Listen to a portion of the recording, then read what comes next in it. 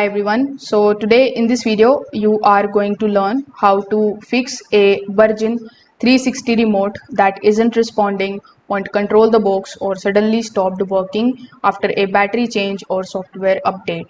So on the remote, the very first thing that you need to do is to simply remove the battery cover, and you need to install the fresh set of batteries. Even if some buttons still work, the weak batteries can prevent the Bluetooth functions from communicating properly with the box. Now, after basically replacing the batteries, you just have to simply reboot the 360 box itself.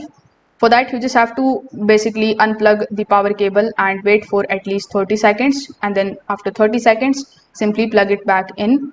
So you just have to wait for it to basically restart, and then you can test the remote again before hopping on to the next step if the issue persists in your case. So if the issue is still there, what you can do next is you can just simply hold down the TV button and the 0 button together for several seconds. Just keep holding it until the LED on the remote begins flashing.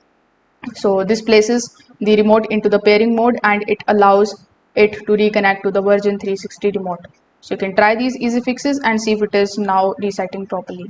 So that's how you can do it. Thank you.